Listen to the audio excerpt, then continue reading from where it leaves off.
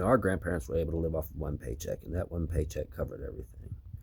And then the 1950s and 60s hit, prices started going up, wages stalled, and it seemed like the world was telling families one thing: both parents need to go to work. By 1980s, over half the married women had entered the workforce. Today, it's nearly two-thirds. And that's the pivotal point when America quietly doubled its labor force and called it progress. Now, let's think about the math. If Grandpa made $200 a week and covered the bills, and Grandma came in making even half that, then the household just gained a 50% extra income. On paper, that should be able to save most of hers: early retirement, debt-free living, stability. And at first, some families did that. But then the system adapted.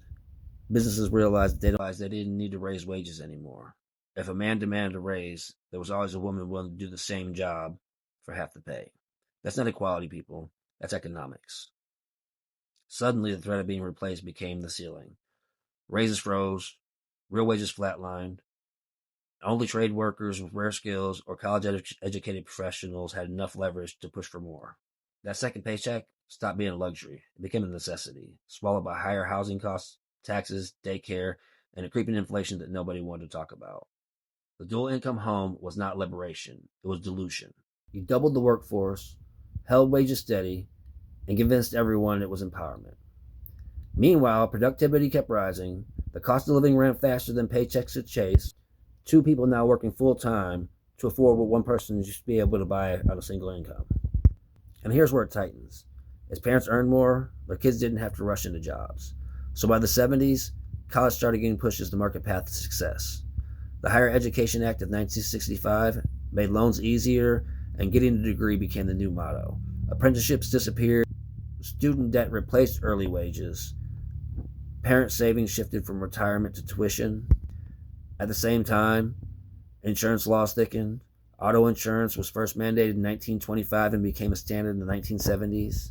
Health insurance spread after World War II and were locked in by the 1960s. Home insurance became a requirement for mortgages mid-century.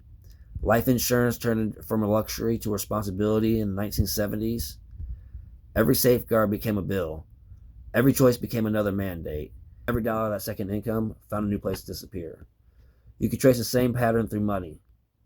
When the dollar left gold and oil replaced it as the new global anchor. But that's for another video. The dual income home didn't make America richer.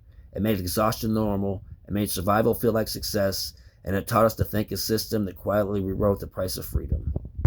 The dual income home is what broke the American economy. Higher prices, higher taxes, higher costs just to survive. You need 2 cars, daycare, insurance, all designed to keep you at a certain point, unless you're lucky. And if you think that happened by accident, oh, how naive you are.